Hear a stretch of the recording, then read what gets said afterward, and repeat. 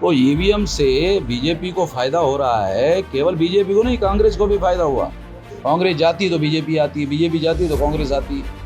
एक सापनाथ है, एक नागनाथ है, काशीराम जी कहा करते थे। एकाएक तीसरा ईवीएम आते ही तीसरा मोर्चा गायब हो गया, जैसे गधे के सर पर से सिंह गायब हो गए।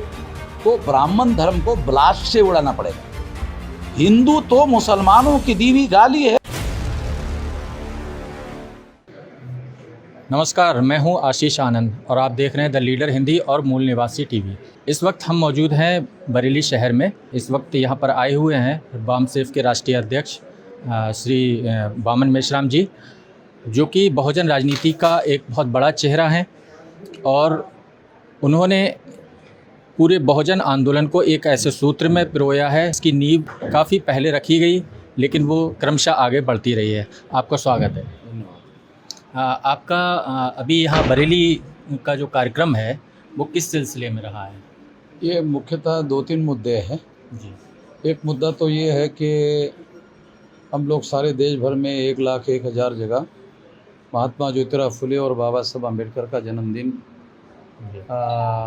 देश भर में संगठित रूप से मना रहे हैं जी। उसकी जानकारी कार्यकर्ताओं को दे रहे हैं। इसके बारे में कार्यकर्ताओं की तैयारी करवाने के लिए कि आपको ये तैयारी करनी है जी। इसके लिए ये मीटिंग हो रही है। दूसरा मुद्दा ये है कि हम लोग जो है सोशल मीडिया सारे देश भर में शुरू करना चाहते हैं। तो शुरू करने के लिए लोगों को सेंसिटाइज करने का मकसद है जी। क्योंकि लोगों को इसके बारे में, इसके महत्व के बारे में बहुत ज़्यादा जानकारी नहीं है। उनको उसके साथ जोड़ने के लिए और सोशल मीडिया का नेटवर्क खड़ा करने के लिए ये दूसरा मुद्दा है।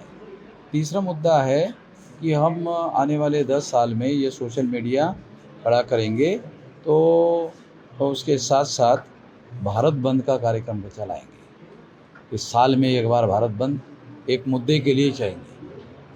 अभी इस साल ईवीएम मशीन पर भारत बंद करेंगे। जैसा कि हमारी जानकारी में भी है कि बहुजन जो राजनीति है, जो मुद्दे हैं, उनको लेकर एक डेप्थ में हम एक संक्षिप्त एक जानकारी आपसे चाहेंगे, क्योंकि काफ़ी लोग ऐसे भी हैं जिनको उस राजनीति के उस विषय को लेकर बहुत सारी गलतफहमियां या कन्फ्यूज़न है।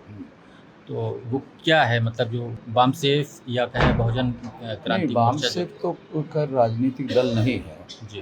वामसेफ मुलाजिमों का संगठन है, कर्मचारियों का संगठन है, जो SC ST OBC माइनॉरिटी के लोग हैं जी। और राजनीति के लिए राजनीतिक दल चुनाव आयोग में रजिस्टर होगा तो उसके द्वारा उसको चलाया जा सकता है।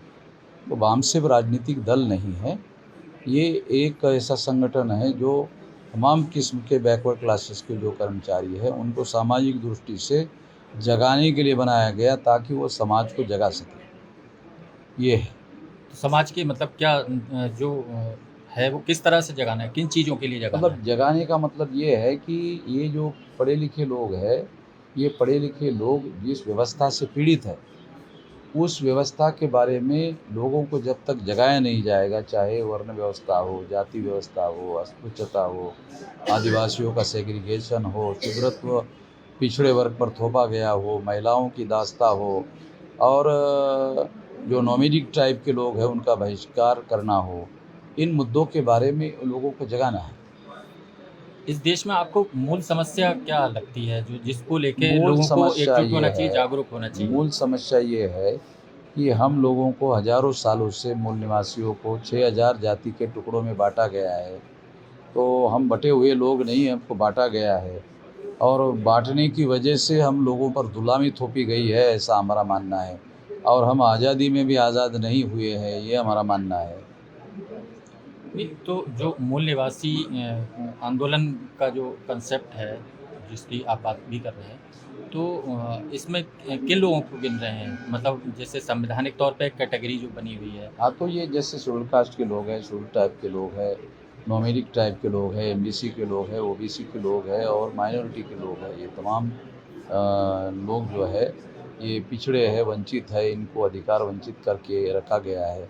तो इन लोगों की लड़ाई हम लोग लड़ रहे हैं, इनको खास तौर पर, विशेष तौर पर जगा रहे हैं। जैसे अभी पश्चिम बंगाल चुनाव और इसमें कई ऐसी घटनाएं हुई हैं, जैसा कि आप EVM को लेकर कई सवाल उठाते भी रहे हैं।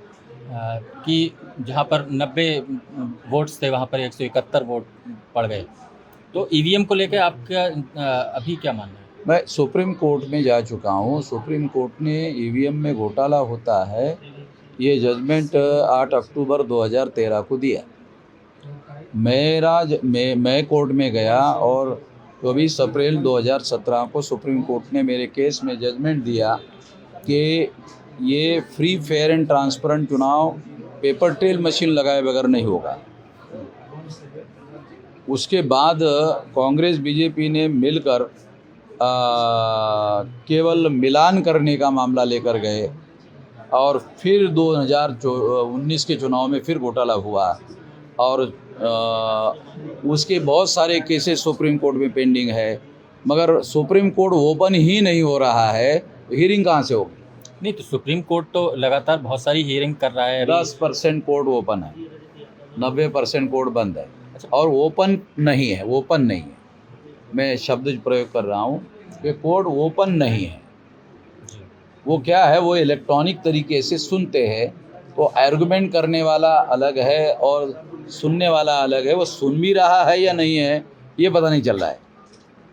ओपन कोर्ट में क्या होता है, ओपन कोर्ट में वकील सामने आमने आर्गुमेंट करता है और जज सुन रहा है कि नहीं सुन रहा है वो उसके चेहरे के भाव देखकर समझ सकता है। ऐसा नहीं हो रहा है। 9 बार चीफ जस्टिस के पास सीनियर जजेस का रिपोर्ट गया है कि इसको ओपन करो। चीफ जस्टिस बोबड़े ने ओपन नहीं किया। अभी जैसे लगभग 1 महीना पहले संभवतः मध्य प्रदेश की कोर्ट ने, भोपाल हाई कोर्ट ने इस तरह का एक जजमेंट दिया जिसमें कहा गया कि अगर 4 दीवारी के अंदर जो है जाति सूचक गालियाँ दी जाएं, तो इस मामले को लेके हमने देखा कि कोई बहुत गहन प्रतिक्रिया हमें नहीं दिखाई दी। हाँ, नहीं, वो जजमेंट गलत है और ये शायद मामला सुप्रीम कोर्ट गया है। ये हाई कोर्ट का जो जजमेंट है उसके ऊपर मामला सुप्रीम कोर्ट गया है। सर, आपसे ये जानना चाहता हूँ मैं कि जो भीमा कोरेगांव केस है, भीमा कोरेगांव केस में कई महत्वपूर्ण शख्सियतें जो हैं जेल में हैं और एक आध लोग बल्कि अभी पैरोल पर वापस आए हैं, जैसे आनंद तेलतुंबड़े साहब भी हैं उसमें। तो इस पूरे केस को लेके आपकी क्या राय? हमने महाराष्ट्र में आंदोलन किया। हाई कोर्ट के चीफ जस्टिस जयंत पटेल के नेतृत्व में इंक्वायरी कमीशन चल रहा है। इंक्वायरी कमीशन के सामने ये सिद्ध कर दिया कि जिन लोगों को जेल में रखा गया है, प्रोमिनेंट लोगों को, उनका बिल्कुल भी फसाद में रोल नहीं है और दूसरे लोगों का इसमें फसाद में रोल है। दूसरे लोगों हमारे वकीलों ने जयंत पटेल के सामने इसे प्रूव कर दिया। नहीं तो मगर वो खबरें अखबार में नहीं है। नहीं, वो जो प्रूव किया गया है उस बेस पे या तमाम चीज़ें उनके मामले में बिल्कुल भी कोई रियायत नहीं हो रही है। हम लोगों ने उनके वकीलों को कहा, अरे इधर हमारे पास सबूत है, ले जाओ सुप्रीम कोर्ट में रखो। उनके वकीलों को हमने बोला इधर तो हमने लोग अंदर हैं उसमें। हाँ, उनके वकीलों को हमने कहा कि ये ले जाओ, ये सबूत हमारे पास है। तो ये किस तरह की साजिश लग रही है? मुझे तो समझ में नहीं आता। उनके वकीलों को तो उनके लिए लड़ना चाहिए। बीजेपी वाले उनके खिलाफ है, वो फडणवीस को बचा रहे हैं क्योंकि फडणवीस उस फसाद में शामिल है। जो 2 ब्राह्मण संगठनाओं के लोग हैं उन्होंने वो फसाद करवाया फडणवीस के साथ मिलकर। फडणवीस उस फसाद में शामिल है। उस समय वो मुख्यमंत्री था, उस समय वो गृह मंत्री था। वो फडणवीस को बचाने के लिए इनोसेंट को जेल में डाला। आपने जैसे कई मामलों पे लगातार, जैसे आपसे अभी बातचीत में ये बात आ भी रही है कि जो बीजेपी है वो ईवीएम के माध्यम से सरकार में या सत्ता में है मौजूद या मजबूत भी है या आगे भी आने की उसकी संभावनाएं बनी रहेंगी जब तक ईवीएम है। या भीमा कोरेगांव केस हो या कोई दूसरे तीसरे केसेस में आप बीजेपी का नाम लगातार ले रहे हैं, लेकिन कई बार ऐसा क्यों कहा जा रहा है, जो खासतौर पर हम सुनते हैं कुछ दलों की तरफ से, कि ये आंदोलन भी जो है बीजेपी या आरएसएस के कुछ सहयोग से चल रहा है, जो बहुजन मूवमेंट है। आपके मूवमेंट की बात कर रहा हूँ। ये कुछ लोग जो है, जैसे कुछ हित संबंधी लोग हैं, उनको ऐसा लगता है कि अगर ये आरोप नहीं करेंगे तो ये आगे बढ़ जाएगा। और ये बात ज़्यादातर मायावती के जो भक्त लोग हैं वो करते हैं। मायावती के भक्त लोग ऐसा क्यों करते हैं? जबकि मायावती ने खुद बीजेपी के साथ मिलकर कई बार मुख्यमंत्री पद लिया। अभी मायावती ने एक बार, हमने सबूत दिए मायावती को, एक बार केवल ईवीएम के विरोध किया मायावती ने। फिर बीजेपी से, सेंट्रल गवर्नमेंट से मायावती को मैसेज आया कि बहन जी आप अगर इसी तरह से बोलती रहेगी तो आपको जेल में डालेंगे। तो तब से मायावती चुप हो गई। तो ईवीएम से बीजेपी को फायदा हो रहा है, केवल बीजेपी को नहीं, कांग्रेस को भी फायदा हुआ। तो ईवीएम, अगर मान लीजिए ईवीएम बनी ही रहती है, जैसा कि अगर मान लीजिए कोशिश है, जैसा आप कह रहे हैं कि सभी राष्ट्रीय दल या जो भी, क्योंकि इलेक्शन में तो सभी उतर रहे हैं, भले ही विरोध कर रहे हैं लेकिन दूसरी तरफ इलेक्शन में भी तो उतर रहे हैं, तो क्या आप का बनाया हुआ जो दल है वो भी ईवीएम अगर रहेगी तो भी इलेक्शन में जो है कंडक्ट करेगा? अहम बात यह है कि हमने कोई दल बनाया नहीं, हमारा थ्रस्ट जन आंदोलन पर है। मगर हमारे बहुत सारे हमसे प्रेरित लोग जो है मिलकर राजनीतिक गतिविधि चलाते हैं। तो जो लोग मुद्दा आधारित बातें उठाते हैं, अगर हमारे मुद्दों का कोई समर्थन करता है तो हम उनका सीटों पर समर्थन कर देते हैं। तो इससे हमारी बात सांसदीय राजनीति के अंदर घुस जाती है। केवल मैदान में लड़ाई लड़ने से ही मामला हल नहीं होगा, सांसदीय राजनीति में भी दखल अंदाजी देना जरूरी होगा, हस्तक्षेप करना जरूरी होगा। आने वाले दिनों में उत्तर प्रदेश में भी चुनाव है और कई और अन्य जगहों पे भी, तो क्या आपके लिए ऐसा कोई दल दिखाई देता है जिसका कि आप सहयोग कर सकते हैं? यानी हम ये देख रहे हैं कि अकेले समाजवादी पार्टी और बहुजन समाज पार्टी अकेले चुनाव लड़ने वाली है। ऐसी खबरें हमने पढ़ी कि समाजवादी अकेले लड़ रही है, बहुजन समाज पार्टी अकेले लड़ रही है। तो ये दोनों अलग अलग लड़ने से तो बीजेपी का मुकाबला दोनों लड़ने कर सकते, ये दोनों मिलके कर सकते थे, मगर दोनों ने अनाउंस किया कि हम अलग अलग लड़ेंगे। तो ये अलग अलग लड़ेंगे तो अलग अलग लड़ने से बीजेपी का मुकाबला नहीं हो सकता। इवन समाजवादी पार्टी भी अकेले सफल नहीं हो सकती, बहुजन समाज पार्टी भी अकेले सफल नहीं हो सकती। ये परिस्थिति है यूपी में। अभी वो ज्वाइंट कर लेंगे तब आप उनका सहयोग समर्थन करेंगे? ज्वाइन कर ले तो फिर तो ध्रुवीकरण हो जाएगा हमारे समर्थन के बगैर। हम समर्थन करेंगे तो भी, ना समर्थन करेंगे तो भी ध्रुवीकरण हो जाएगा। किसके बीच? मतलब दोनों के बीच में। अगर मान लो समाजवादी और एसपी और बीएसपी अगर इकट्ठा हो जाते, जैसे इफ्स एंड बट्स आप बोल रहे हैं, मगर दोनों ने अनाउंस कर दिया कि हम नहीं करेंगे, तो अभी उनके होने की संभावना नहीं है। और अखिलेश ने ये भी बयान दिया कि हम छोटे छोटे दलों से, राष्ट्रीय दलों से समझौता नहीं करेंगे। वो छोटे दलों से करेंगे, राष्ट्रीय दलों से नहीं हाँ। करेंगे। एक सर, ये जो आप ध्रुवीकरण की जो बात कह रहे हैं कि, तो जैसे बीजेपी का अपना एक ध्रुवीकरण है, वो बेसिकली, या दूसरे भी कई दल हैं जो कि सांप्रदायिक ध्रुवीकरण की कोशिश करते हैं, लेकिन आपका मूवमेंट असल में इस ध्रुवीकरण की समीकरण को बिगाड़ता है। तो अगर आपका मूवमेंट उसके विरोध में, ध्रुवीकरण की वजह से तो बीजेपी को फ़ायदा होता है, अन्यथा फ़ायदा नहीं होता।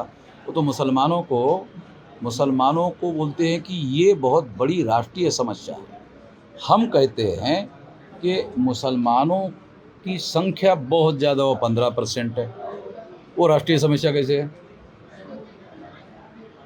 इस देश में शेड्यूल कास्ट, शेड्यूल ट्राइब और बैकवर्ड क्लास और माइनॉरिटी को मिलाकर इनकी संख्या 85% होती है। मगर जो बीजेपी है वो कहती है कि नहीं, हिंदू बहुसंख्यांक है।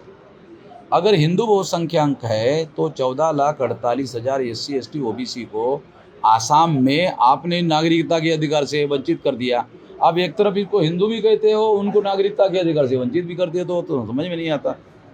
नहीं, अभी सेंट्रल गवर्नमेंट में कांग्रेस के द्वारा भी पहुंचा था, अभी बीजेपी के द्वारा पहुंचा है। बीजेपी और कांग्रेस, ये दोनों को ब्राह्मणवाद ने मजबूत किया है। आज़ादी के आंदोलन में भी ब्राह्मणवाद हावी था, और इसी ब्राह्मणवाद ने जवाहरलाल नेहरू को प्रधानमंत्री बनवाया था आज़ादी मिलने के पहले। इसी ब्राह्मणवाद ने आज़ाद भारत में सांसदीय राजनीति में हैरान करने वाली बात ये हुई कि जिन ब्राह्मणों की संख्या 3.5% है, उसके 5 नेशनल लेवल की पार्टियां हैं, कांग्रेस, बीजेपी, कम्युनिस्ट, मार्क्सवादी कम्युनिस्ट, तृणमूल कांग्रेस, ये 5 ब्राह्मणों ने बनाए हुए दल है, और वे नेशनल लेवल की पार्टियां है। संख्या 3.5% है, हो नहीं सकते, मगर बनाए उन्होंने। ये तो कांग्रेस के राजनीति का रिजल्ट है, हमारे सामने फैक्ट है। कांग्रेस जाती तो बीजेपी आती है, बीजेपी जाती तो कांग्रेस आती है। एक सापनाथ है, एक नागनाथ है, काशीराम जी कहा करते थे। नागनाथ जाता है तो सापनाथ आता है, सापनाथ जाता है तो नागनाथ आता है। तो नागनाथ और सापनाथ के बीच में जो है समझौता है, 10 साल तुम करो, 10 साल हम करते हैं। ईवीएम चलती रहे, 10 साल तुम फायदा, 10 साल हम फायदा। लेकिन तब तो ईवीएम नहीं थी जब हाँ? तब तो ईवीएम नहीं थी। 2004 से 2004 में कांग्रेस ने सरकार बनाई, 2009 में कांग्रेस ने सरकार बनाई ईवीएम में घोटाला करके बनाई। इसका सारा डाटा डॉक्टर सुब्रमण्यम स्वामी ने सुप्रीम कोर्ट को दिया। इस डाटा के आधार पर सुप्रीम कोर्ट ने 8 अक्टूबर 2013 को ईवीएम से घोटाला होता है स्वीकार किया और पैरा नंबर 29 में जजमेंट के लिखा कि केवल ईवीएम के आधार पर फ्री, फेयर एंड ट्रांसपेरेंट चुनाव नहीं हो सकता। रिटर्न है, एक भी अखबार ने इस खबर को नहीं छापा, सुप्रीम कोर्ट के जजमेंट को ब्लैकआउट किया। नहीं, जैसे अभी जब से ईवीएम आई है तब से इन्होंने घोटाला कर दिया।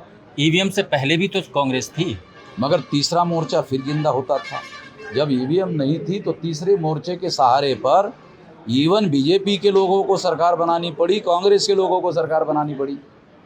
2004 में कम्युनिस्टों के 66 लोग चुन कर आए थे और कम्युनिस्टों की मदद से 2004 में सरकार बनाई गई और बाद में मनमोहन सिंह ने उसको भी डिच किया। अरे हमसे ज़्यादा आप पत्रकार लोगों को पता है, हमको बोल रहे हैं आप। ईवीएम मशीन के पहले तीसरा मोर्चा मजबूत हो रहा है। एकाएक तीसरा ईवीएम आते ही तीसरा मोर्चा गायब हो गया, जैसे गधे के सर पर से सिंह गायब हो गए। मतलब तीसरे मोर्चे की ज़रूरत है बेसिकली, आपको ऐसा लगता है? तीसरा मोर्चा बहुत ज़्यादा प्रासंगिक है क्योंकि ये दोनों लोग मुसलमानों को इस्तेमाल करते हैं। मुसलमान कहते हैं अरे तो ये तो बीजेपी का डर दिखाकर हमारा इस्तेमाल करते। ये भी एक प्रकार की सांप्रदायिकता है, डर दिखाकर वोट लेना सांप्रदायिकता है। वो भी डर दिखाते हैं, ये भी डर दिखाते हैं, अलग अलग। एक सेकुलरिज्म का नाम का डर है, ये बीजेपी आई तो सेकुलरिज्म खतरे में, और सेकुलरिज्म आया तो हिंदू खतरे में। सारा दोनों जो है ये आपस में अंडरस्टैंडिंग से कर रहे हैं। जो आज अंडरस्टैंडिंग से बंगाल में ममता बनर्जी और बीजेपी कर रही है, वो कल कांग्रेस और बीजेपी करती थी। ये बहुजन आंदोलन का जो कहें कि मिशन को किस, मतलब जिसको माना जाए कि ये इस मुकाम तक जाना चाहिए, ये हम कॉन्स्टिट्यूशन बनाने का लक्ष्य रखा गया है प्रियम्बल ऑफ द कॉन्स्टिट्यूशन में कि समता, स्वतंत्रता, बंधुता और न्याय पर आधारित समाज और राष्ट्र का निर्माण करना है। ये लक्ष्य संविधान सभा ने जो संविधान बनाया कि इस लक्ष्य के लिए ये संविधान बनाया गया है। और देश धर्मनिरपेक्ष इसलिए रहेगा क्योंकि धर्म और धर्म के बीच में भी भेदभाव नहीं होगा और कम्युनिटी के बीच में भी भेदभाव नहीं होगा। Caste, colour, creed, place of birth के आधार पर भेदभाव नहीं होगा। ये किस तरह से होगा? मतलब अगर हम कहें कि कॉन्क्रीटली किस तरीके से हमें दिखाई देगा, किस मुकाम पे दिखाई देगा? हम ये सोचते हैं कि जन आंदोलन से गुलाम आज़ाद होते हैं। दो रास्ते हैं आज़ादी के हासिल करने के, एक है हथियारबंद आंदोलन, एक है जन आंदोलन। हम हथियारबंद आंदोलन के समर्थक नहीं हैं, हम जन आंदोलन के समर्थक हैं। तो जन आंदोलन की तैयारी कर रहे हैं, इससे आज़ादी मिलेगी। आज़ादी मिलेगी तो वंचित लोग जो है हज़ारों सालों के, वो हुक्मरान हो जाएंगे। मतलब वंचित लोग जब इन संस्थाओं में हुक्मरान हो जाएंगे जिस मौके पे, तब वो अपनी समस्याओं का समाधान करने के लिए उनके पास साधन संसाधन रहेंगे। 35 लाख करोड़ रुपए का बजट है एक साल का। एक साल का सेंट्रल गवर्नमेंट का बजट मान्यवर 35 लाख करोड़ का है। इस पे राज्य सरकार का बजट शामिल नहीं है। इसमें कॉरपोरेशन जो महानगर पालिका है 42,000 करोड़ रुपए का बॉम्बे कॉरपोरेशन का बजट है अकेले। एक तो उसमें हमारे लोगों का कोई रोल तो है नहीं। हमारे लिए बजट नहीं कि कोई भी जो प्रोफेशनल एजुकेशन है आपको 15-20 लाख रुपया एक साल का भरे बगैर आप मेडिकल साइंस में एडमिशन नहीं ले सकते, इंजीनियरिंग में नहीं सकते, MBA में नहीं ले सकते। तो इसका मतलब है पैसे के बगैर तो किसी गरीब आदमी को कोई हायर एजुकेशन और प्रोफेशनल एजुकेशन मिलने वाला ही नहीं है।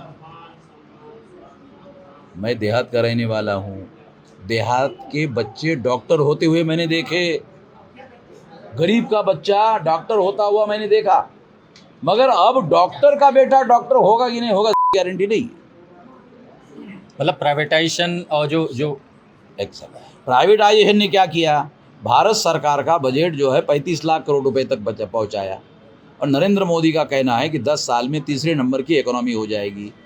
खुशी की बात है, हमारा देश तीसरे नंबर की इकोनॉमी हो जाएगा। अरे इसमें हमारा कोई वाटा हिस्सा होगा क्या? ये हमारे शहर में कुछ आएगा क्या?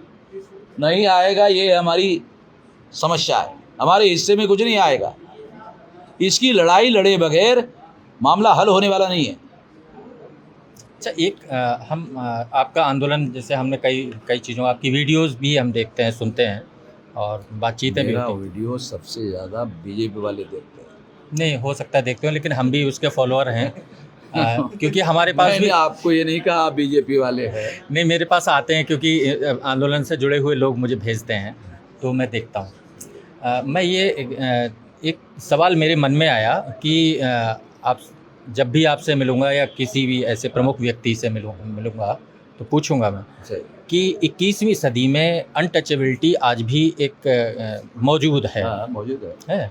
मतलब ये एक ख़ास तौर पे जिनको कि हमारे यहाँ कहा जाता है कि वाल्मीकि कहते हैं, उनको लेकर मुझे किसी भी मूवमेंट की तरफ से, मतलब इवन आपकी भी मूवमेंट की तरफ से मुझे कोई बहुत प्रयास दिखाई नहीं देते हैं उसमें, जबकि जिनके खिलाफ आप मूवमेंट कर रहे हैं उनकी पहुंच ज़्यादा दिखाई देती है। वो पूरा इलेक्टोरल जो पॉलिटिक्स है उसमें, इसका क्या कारण है? देखो, सबसे अहम बात, पहली बात तो ये है कि हम लोग ये जो जातिग्रस्त समाज है उसमें हमने संगठन भी अलग अलग तरीके का डेवलप करने का प्लान बनाया। तो 29 जातियाँ हैं शेड्यूल कास्ट की, अछूतों की, जो सारे देश भर में सफाई का काम करती है। नॉर्थ इंडिया में या पंजाब के साइड में वाल्मीकि है, मगर सारे देश में वाल्मीकि सफाई का काम नहीं करते। 29 कास्ट है शेड्यूल कास्ट की। अगर आप केरला में जाओगे तो आपको वाल्मीकि नहीं मिलेगा, अगर आप बंगाल में जाओ तो आपको वाल्मीकि नहीं मिलेगा, नागालैंड। सफाई तो काम होती है, सफाई के बगैर तो काम नहीं है। सफाई तो हर जगह होती है, मगर हर जगह ये जातियाँ काम नहीं करती है। 29 जातियाँ हैं, तो 29 जातियों के लिए पर्टिकुलर एक संगठन हमने बनाया है और उनका कैडराइजेशन किया जा रहा है, उनके अंदर नेतृत्व डेवलप करने का काम किया जा रहा है, ये सोचकर कि तुम्हारी लड़ाई तुमको ही लड़नी होगी, तुम्हारे हिस्से का न्याय लड़कर तुमको ही लेना होगा, और इसके लिए वामसेफ की तरफ से जो हर संभव मदद देना ज़रूरी हो देंगे। अच्छा, ये इस मूवमेंट से क्या ऐसा होना शुरू हुआ है कि जो बात कही जाती रही कि रोटी बेटी के संबंध, तो जिनको आप एक करने का प्रयास भी कर रहे हैं, क्या उनके बीच में इस तरह की कोई परंपरा का कुछ आगे बढ़ रही है या नहीं बढ़ रही है? अभी मैं अम्बेडकर नगर में जाके आए, एक शेड्यूल कास्ट और एक बैकवर्ड क्लास के लड़के के बीच में, दोनों परिवार वामसेफ के कार्यकर्ता हैं। तो एक शेड्यूल कास्ट का है, एक बैकवर्ड क्लास का है, शादी हो गई, एक लड़की है, लड़का है। तो हम तो इस बात को प्रोत्साहन देते, मैं उस शादी में मेरे पास समय ना होने के बावजूद भी गया, उसको हम प्रोत्साहन देते हैं, क्योंकि ये तो होना चाहिए। उससे बड़ी बात होनी चाहिए, जब तक ब्राह्मण धर्म जीवित रहेगा तब तक ये कभी कभी होगा। ब्राह्मण धर्म जीवित रहेगा, सेंट्रल में बीजेपी जाएगा और अंटर कास्ट मैरिज हो जाएगा, ये कम संभावना है। तो ब्राह्मण धर्म को ब्लास्ट से उड़ाना पड़ेगा, ब्राह्मण धर्म को ब्लास्ट से उड़ाना पड़ेगा, इस देश में से हवा में उड़ाना पड़ेगा। और वो ब्लास्ट RDX मटेरियल का नहीं, जन आंदोलन का ब्लास्ट जो है वो जन आंदोलन का करना होगा, RDX मटेरियल का नहीं तो आप बोले अरे तो वामन मिश्रा आतंकवाद की बात कर रहा है। मैं आतंकवाद की बात नहीं कर रहा हूँ, मैं जन आंदोलन, इसकी जागृति करके ब्राह्मण धर्म की पूरा ब्राह्मण लोगों ने प्रचार किया, इस धर्म का नाम हिंदू धर्म है। गलत है, इस धर्म का नाम ब्राह्मण धर्म है। हिंदू तो मुसलमानों की दी हुई गाली है, ऐसा दयानंद सरस्वती ने कहा। हिंदू मुसलमान की दी हुई गाली है, हमें मंजूर नहीं है। मगर RSS के लोग बहुत होशियार है। गोलवलकर को पूछा गया कि दयानंद सरस्वती हिंदू मुसलमान की दी हुई गाली है ऐसा कहते थे, और आप गर्व से कहो हम हिंदू है ऐसा कहते हैं, दो में से कौन सी चीज़ बराबर है? तो गोलवलकर ने जवाब दिया, दयानंद सरस्वती अपने समय में सही थे, मैं अपने समय में सही हूँ। मतलब दोनों को उन्होंने सही ठहरा दिया। दोनों नहीं, उस समय जो है हम लोग जन्म के आधारित वर्चस्व का हमारा सिद्धांत था। अब जन्म के आधारित बोलेंगे, जूते मारेंगे लोग। 18 साल का लड़का वोट डालता है, उसका बहुमत है, उसके बहुमत से एमएलए बनेगा, एमपी बनेगा और बहुमत से प्रधानमंत्री बनेगा। अगर हम कहेंगे कि we are the chosen people by the god and not by the people, तो वो तो फिर अब मानने वाले नहीं है। इसलिए कुछ देर के लिए हम लोग जो है इनको हिंदू बनाकर वोट लेंगे और राज उनके ही ऊपर ब्राह्मणों का करेंगे। इस देश के तमाम लोगों को आप एक यूनिफाइड कोई क्या मैसेज देंगे अभी? सबसे बड़ी बात तो ये है कि जो 6000 जाति के टुकड़ों में ब्राह्मणों ने आप लोगों को बांटा, अंग्रेज़ों ने नहीं बांटा। अंग्रेज़ों ने तो हिंदू मुसलमान में बांटा। अंग्रेज़ों ने 2 टुकड़े किए थे। अंग्रेज़ आने के 1000, 1500, 2000 साल पहले ब्राह्मणों ने 6000 टुकड़ों में बांटा। अंग्रेज़ों से ज़्यादा खतरनाक ब्राह्मण हैं, इस बात को समझो। जितने जल्दी ब्राह्मणों ने आपको 6247 जातियों में बांटा समझोगे, उतने जल्दी आपका भविष्य सुधर सकता है। ये मेरा मैसेज है आपके तरफ से। धन्यवाद।